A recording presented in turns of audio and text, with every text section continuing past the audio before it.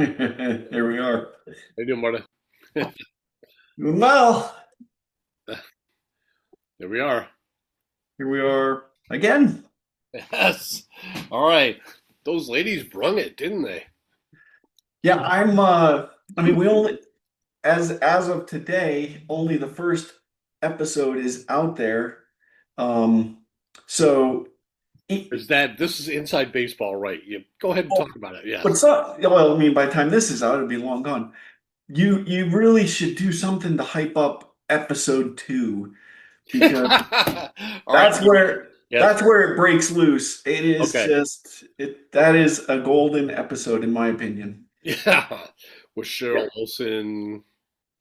When she joins and Ah, their reactions, like I mean people have different settings for Zoom, right? Like some people probably only the person speaking is visible.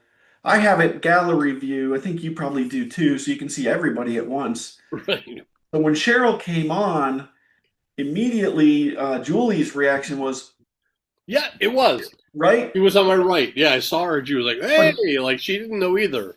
Yeah. no, but Jen, she was trying to figure out what's going on until Cheryl spoke, and then her picture probably popped up and she lost it. Then it was Well, awesome. what I saw, Tom, is your brilliance in bringing this in, but Well, you set it up.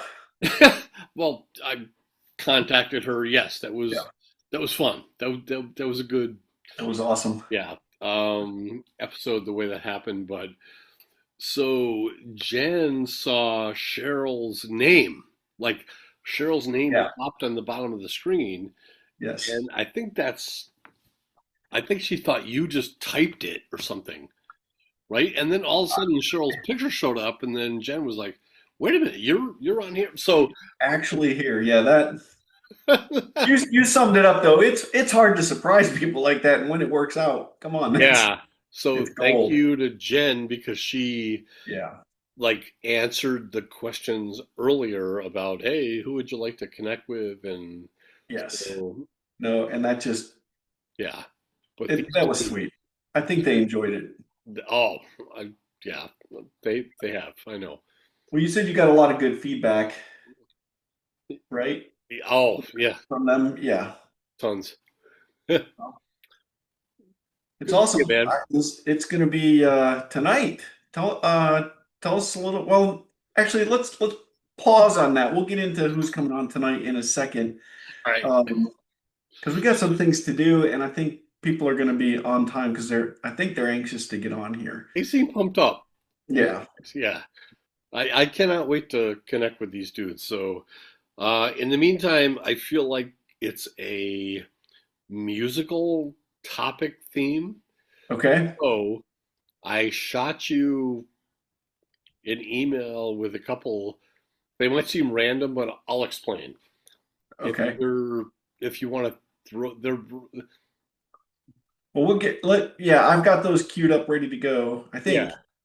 Give me a second. We'll You don't have to listen to all of them. We could talk over it. It's just that um, yeah.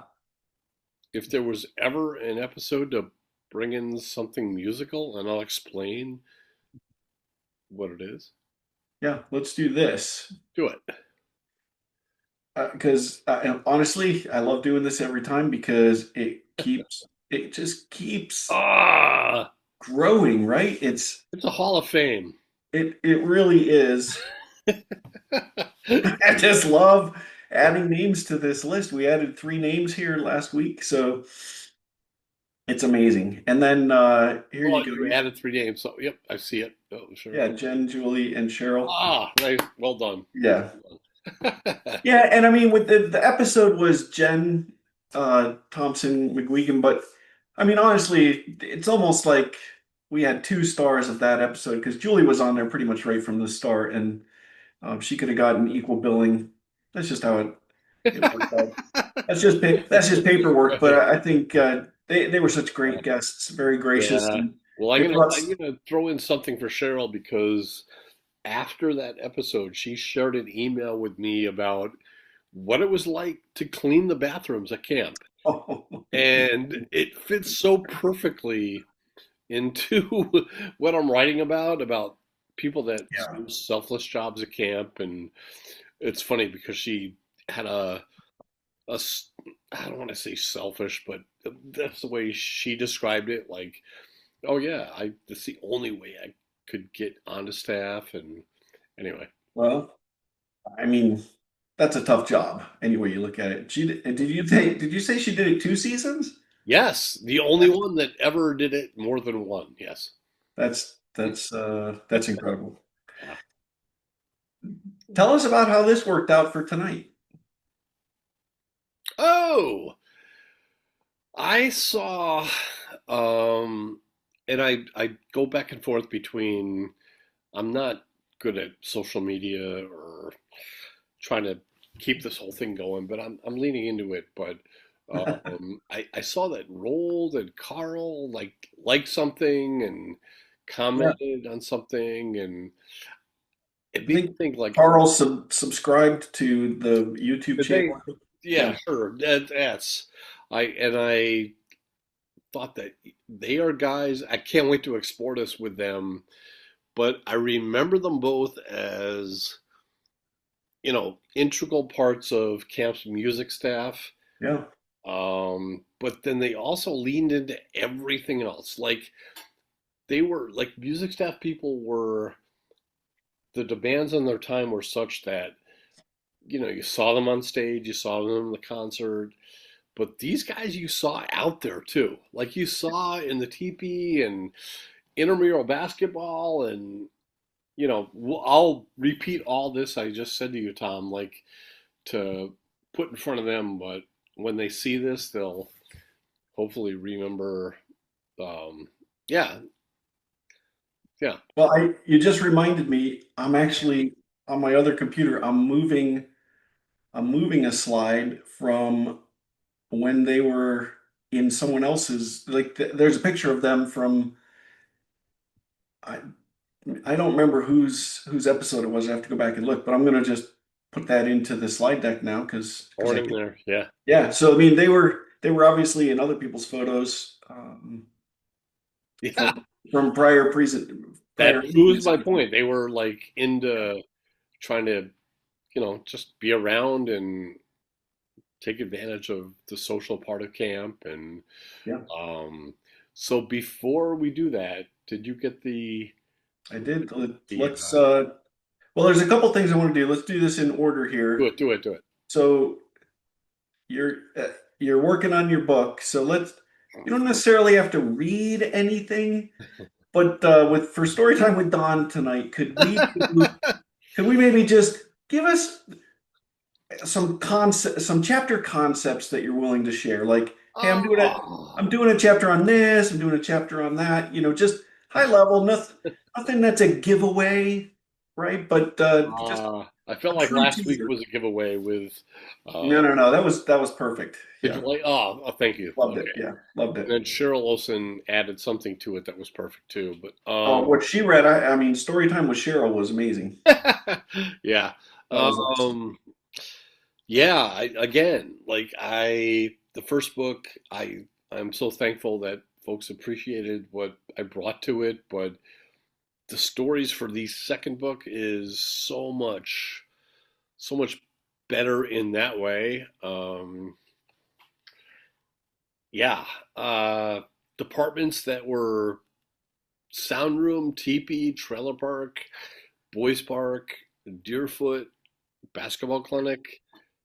I'm Wow. calling you all like right there, like every single topic I mentioned.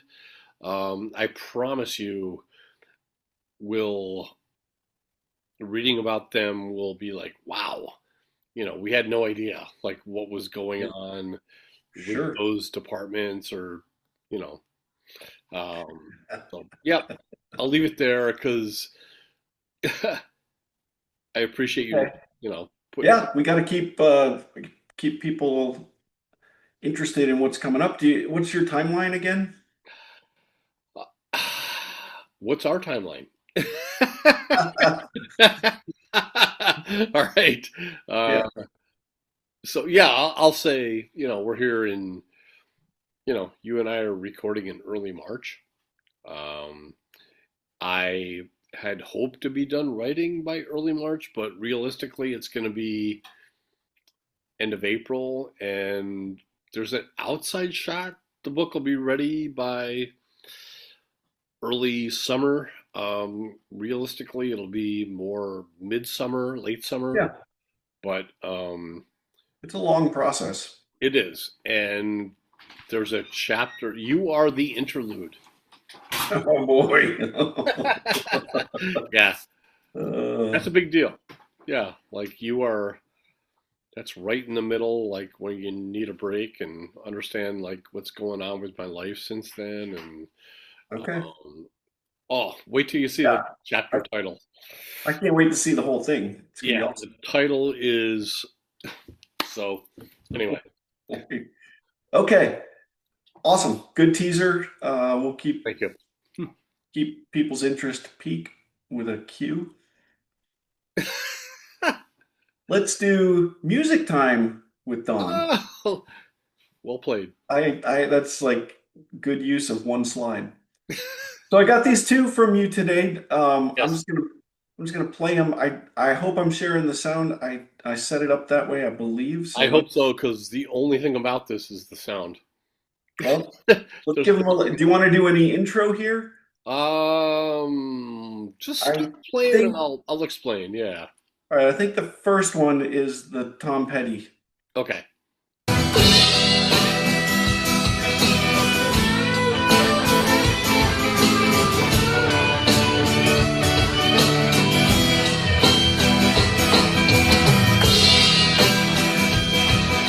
So as you're playing Tom, then I can talk. Yeah. So what are we listening to? That's my garage band.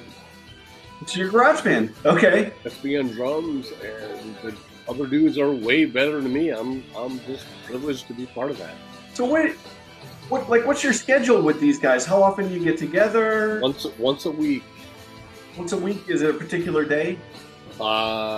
Usually it used to be Mondays. Now it's Wednesdays. Now it's Thursdays, and um, yeah. Listen to this dude play guitar right here. Like, Yeah, he's wailing.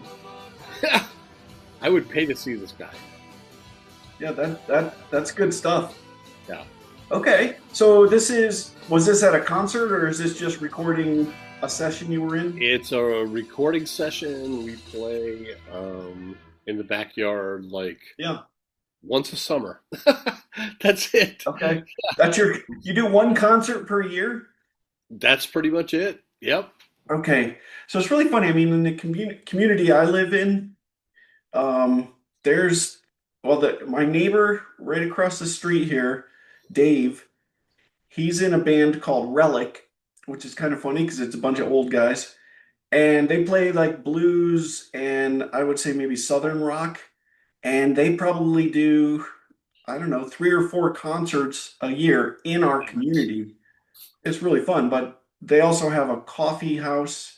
I think coffee Oh, house is once a month, and everybody go. I mean, lots of people go up there, and you get to play 2 songs, and you might have 4 groups that play 2 songs for the coffee house. So I mean, it's so many opportunities to hear great music here from my neighbors.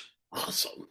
It was very cool. Yeah. I feel like you should have like, yeah, Freebird and Leonard Skinner I, and just ripping all the time. okay, so for the Halloween party we had, Relic played at the Halloween party, and they played a new song that I absolutely loved, Warren Zevon, Werewolves of London. And I after they got done playing it, I was begging Dave because I knew it was a Halloween song. I begged him to keep it in their lineup going forward, and he said they are now keeping it, and I feel responsible for that. But I'm so happy they're keeping Should it. be. It's Yeah. such a great. They play it. That's one of their best songs, in my opinion. So yes, I'm going to request Freebird just because. Long as you want to hear. Yeah. Did you hear Freebird like play during the Olympic hockey? Like the Oh, the oh, commercial that I mean, that was my favorite commercial from the Super Bowl. You're talking about the Super Bowl? talking about the Olympic hockey team. They Oh, played I it don't think I did hear also. it there. Yeah, they put it in there somewhere. I did hear that. Yeah.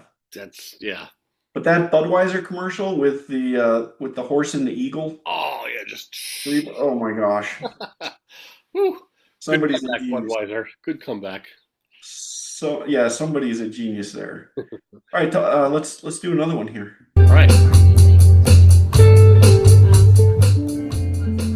little more mellow. Yeah, Fleetwood Mac here. yeah. We played this at. Who's singing? That is the daughter of the founder of the band. Okay, because I feel like I saw a video of your band before, and I didn't think there were any women. They came in late. We should have Okay. invited them earlier because they were. Yes, you should have. She's good. She does a good job. Yeah. They're, got a taste. Yeah, this is great. So, when's your summer concert? I don't know. It might not happen. Yeah, well, we're still trying to figure it out. Like, we've kind of gone our separate ways, and I admire bands that stay together for. Oh, just listening to it, it's so good.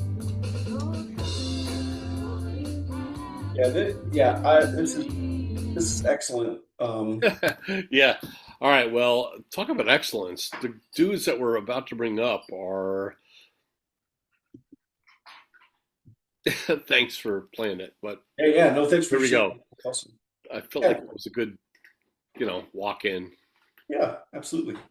Music time with Don. And maybe that's a new Yeah, might be a new I've got some segment. more. Yeah, I've got some more Tom Petty, and yeah. So anyway, So give me your intro, and then we'll let these gentlemen in. are they ready? They're ready. They've been Oh, ready for 15 minutes. all right. They seemed ready when I invited them, and Yeah, yeah, Carl and Roald Rasmussen.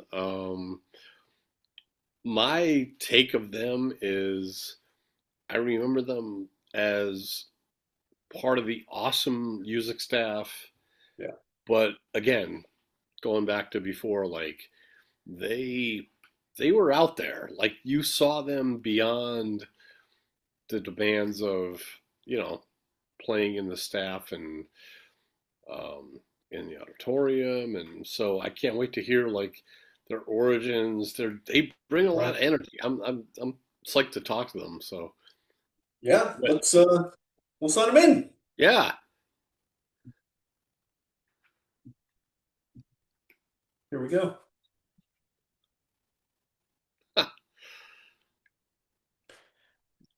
I know that says Cynthia, but I'm pretty sure it's rolled. Carl, good to see you. Hey, Tom. all right. I think Well done.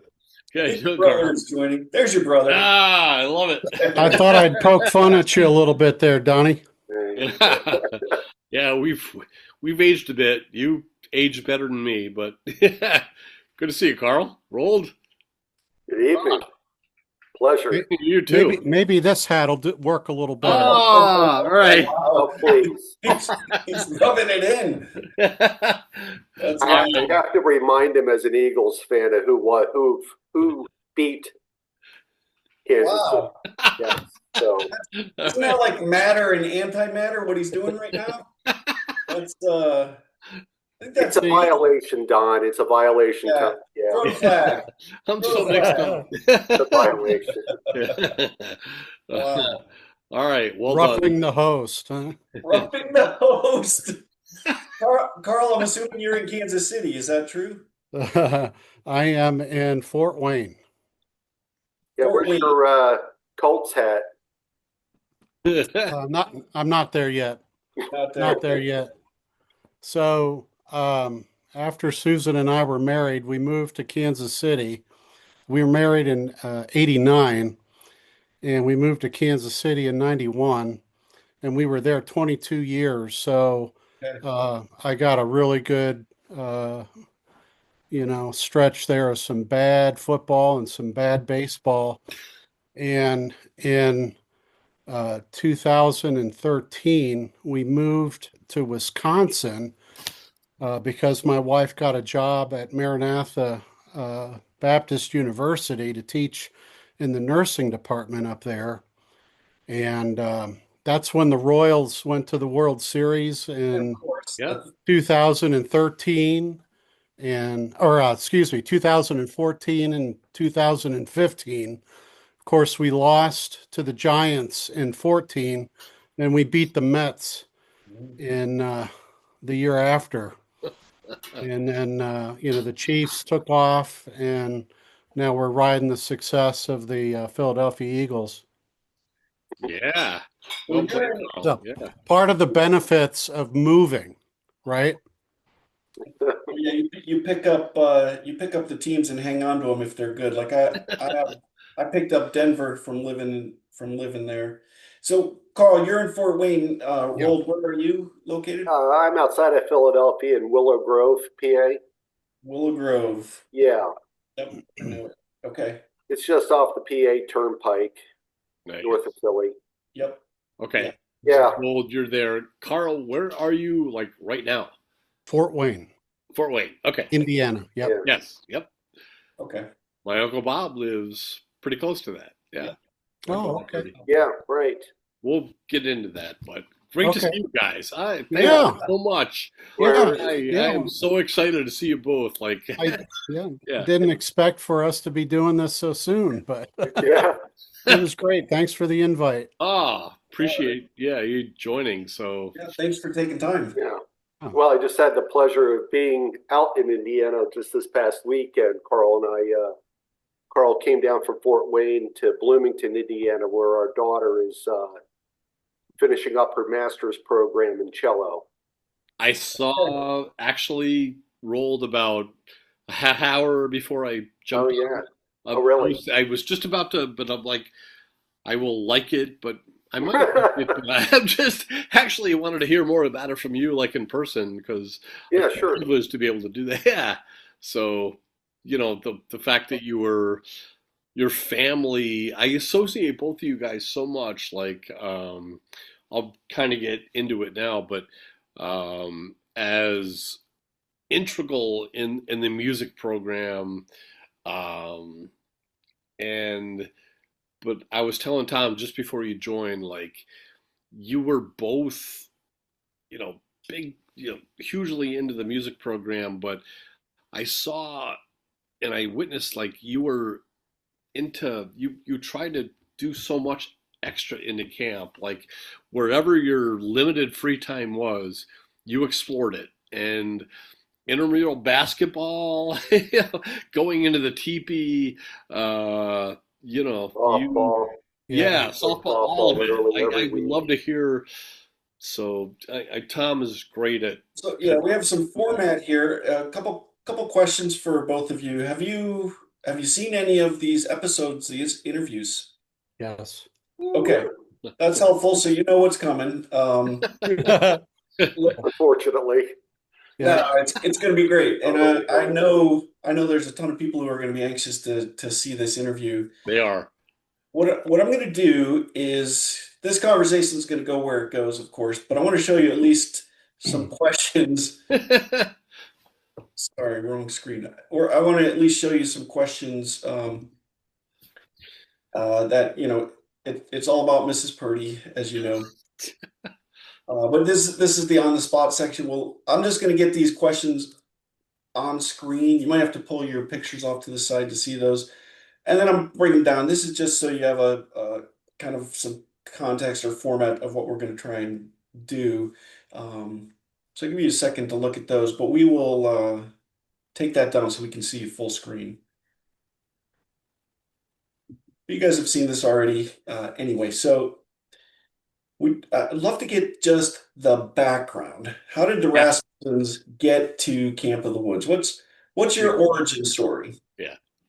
Carl, you jump in first because Wait, who's older? dovetails into mind. Who's older? Carl's old. Okay, Carl's a little older. he's a little older, and you rub that in, right, Roald? Yeah. It would be I'll, payback for all the times he I I love don't know, teased me as a kid. So anyway, it. Carl, you go first. Yeah. Well, yeah, because I started first. I came up in 1980 after my junior year in high school, and I befriended a trombone player in high school by the name of David Brown, and he suggested that I, you know, send in the audition tape, and somehow I was accepted. And so I came up, and Bill and Glenn Doyle had the band that summer. And then I was off a couple of years, went to college, um, and had another job in 82. Came back in 83. And Roald, you were there at 83? Yeah, that was the year I started. Yeah. Okay. Yeah. So 83, 84, 85, 86, and 87. Yeah. Yeah. So Oh, trombone and rolled your saxophone? Vice versa. switch it, switch it. Yeah. But you were Uh, playing trombone. Oh, you knew a trombone player.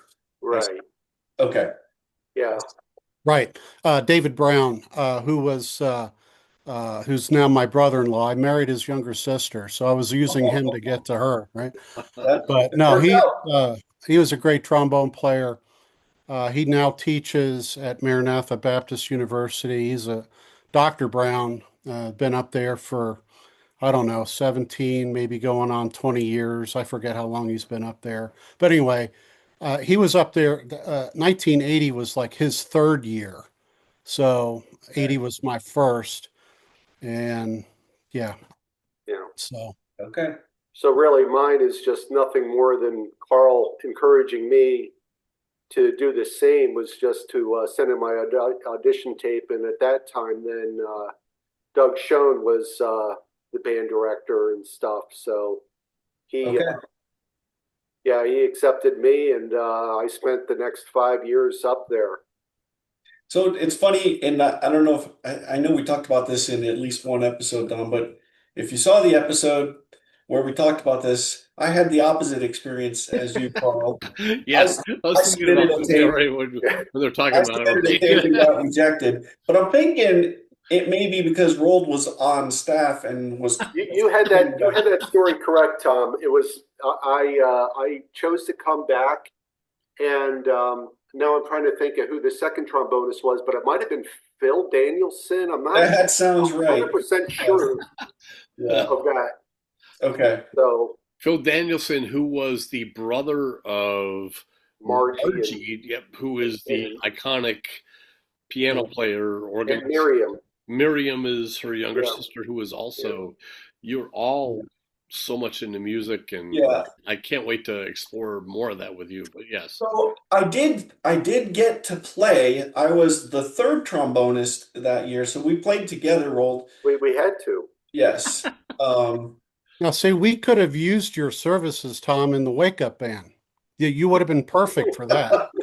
I had probably already taken a trip to the island with their breakfast for that. Yeah. right. Yeah, that's funny. Well, yeah, I mean, I feel a little better knowing that I lost out to Roald. Okay, that makes me feel much better. But yeah, it worked. We're going to talk about this, but it worked out for the best in the way I look at life because you guys worked really hard. Yeah. You did. And in fact, I want to stop just for a second and share something with you on that topic. So let me do this. Perfect. I cannot. All right. Yeah. So this is a new segment I'm going to introduce Oh, wow. Oh, no. called Camp Memories. Okay. All right.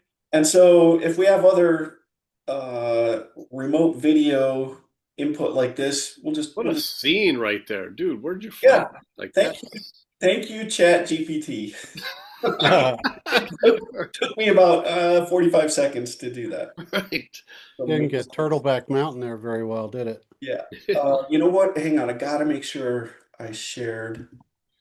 Okay, I'm sharing with sound. Okay, here we go. If you can raise your hand if you cannot hear this. When I All would right, here hire we the go. staff, I'd go up to camp in like January, February, or even before that, and listen to all these tapes. And you'd have 100 or a couple hundred tapes, kids who really wanted to be there. All of them were good. Then I'd finally make my decisions as to which ones I thought we could take.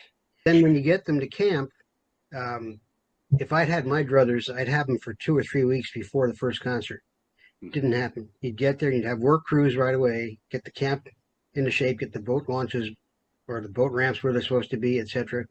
Then by Wednesday of the first week, I'd have rehearsals and I have a concert coming up Friday night. So in 2 days, you got to figure out who the kids, what they actually are, make 45 kids who are soloists play like a group. Music I want to do, we can't do that. So then go to plan B. So what music can we do that'll make them sound good? Because you don't want them to fail their first time. They got to succeed the first time around. And all summer long, you realize they're either getting better or they're not getting better. And that's partly because of my choice of music, because of how I'm rehearsing them. I'm either effective or not being effective. So there's always flexibility there, and you're always trying to tweak. What can I tweak to make this work better? But just like with you, it's what you can pull out of them. It's not what I put into them. It's okay. What can I get out of them now? And they're all tired, waiting in the tables in the dining hall. It's good. That's where you get your money. But well, that's hard work. And so when you come to rehearsal, you're frustrated. Or on Saturday, you didn't get as much money as you thought you would. So Saturday night concert is always a little bit iffy. You work with all those different kinds of things. But I tell you, I wouldn't trade it for anything. And people like you and other kids, I shouldn't say kids, they're all adults, but people we've met over the years, those are lasting friendships. Carl, Roald, your thoughts about any of that? Like, I know you're both still in music. Your kids, Carl. I saw your Facebook post. Your picture shows you conducting. I know you're still both into music, and to whatever extent, your Camp of the Woods experience has kept you in music. Between that and what you just heard, what are your reactions and anything? Um, you know, Doug's shown, and you'll get this from just about everybody else that was in under his baton. Um, he was a tremendous leader who could mix fun and seriousness together, and you sprinkle in devotions and prayer time. I can't think of a better mentor. He basically laid the foundation of how I wanted to run my band program, where I wanted the kids to run to band because they wanted to be there so much.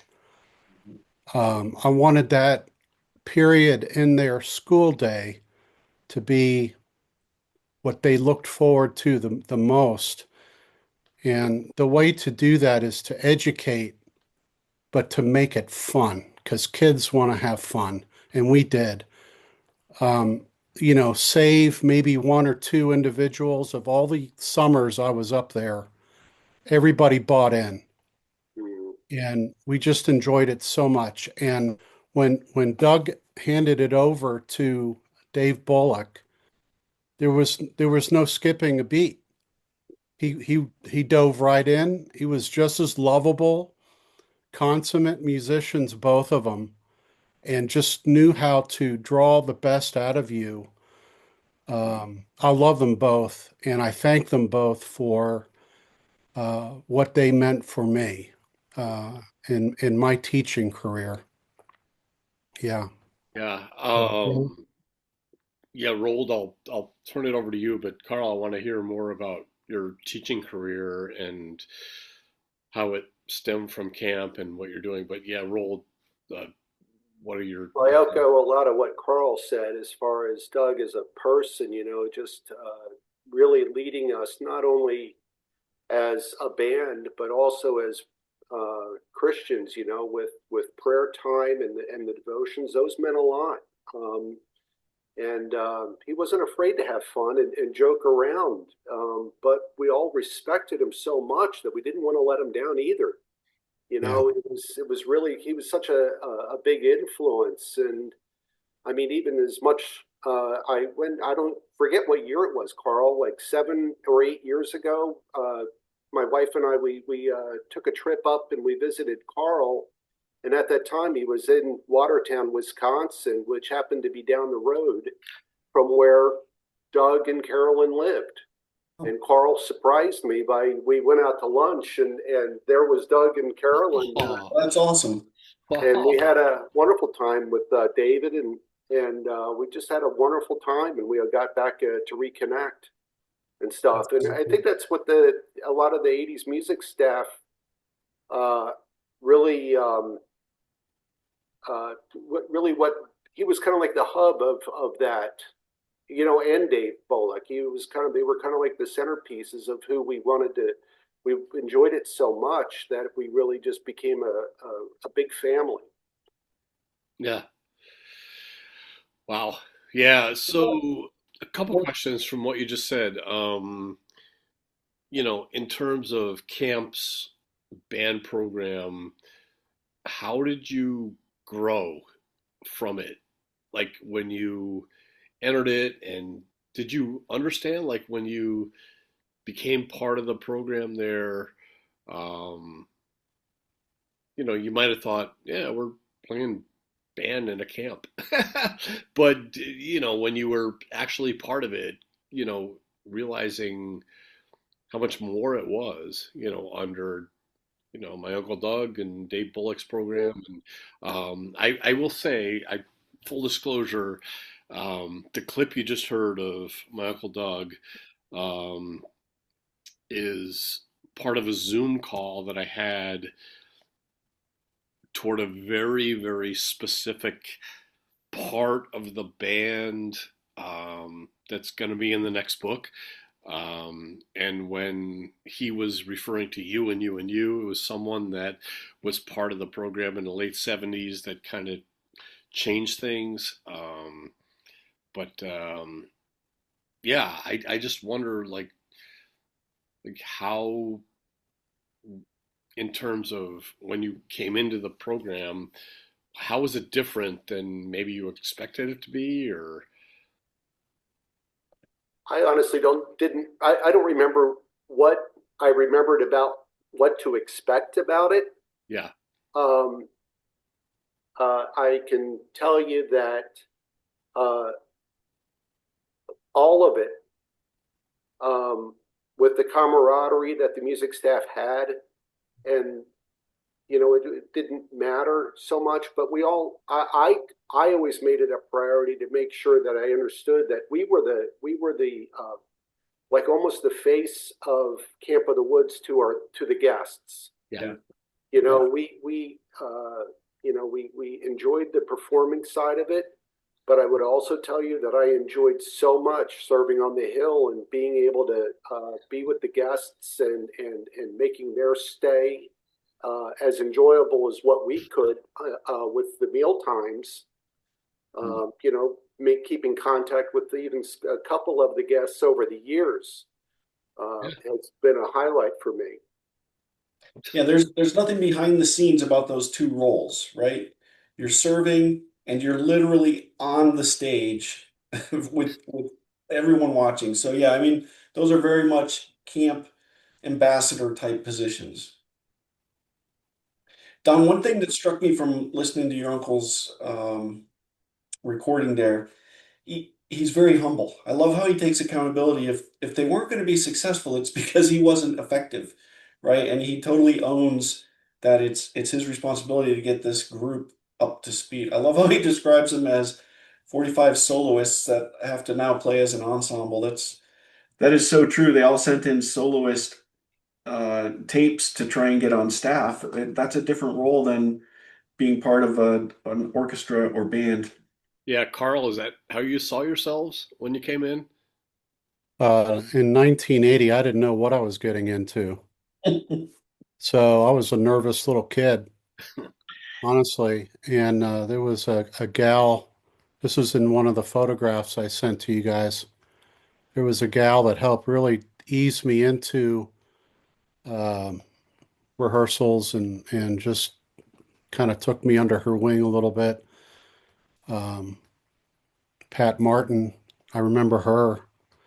Um, she was just a gentle soul, and we just had a ball playing second alto parts that particular summer. And then after that, I had a couple years of college under my wing. So coming up was the music. There was some challenging music. Nothing that was like earth shattering, but it helped me stay fresh. And had I not had that, I wouldn't have practiced probably as much as I should have in anticipation of the following fall semester. So, but you know, Yeah. uh, we played a varied repertoire in camp. Everything from marches to alla barocca, which was everybody's favorite, and everything in between. All these medleys that required a certain level of musicianship to really pull them off. Uh, yeah, so It's funny, you just reminded me of something, Carl. I don't know what it was you said that triggered me, but um, after it would have been 86 playing third trombone out of two trombonists, I was the third one. But I remember just feeling very confident that fall. There was a Syracuse stage, a theater group that did My Fair Lady, and I got to play pit orchestra in My Fair Lady. I believe a lot of it was just I had confidence coming out of that camp experience to be able to do that because pit orchestra, I think there were two trombonists and two trumpets and a little drum set. It was a very small group, but it was one of my favorite musical experiences doing that musical. yeah, those are very demanding charts to Yeah. play for a musical. You get little splashes of, Yeah. action here and there, and you better be on the ball. Yes. Yeah. So, But it yeah, was fantastic fun though. Yeah. yeah, yep.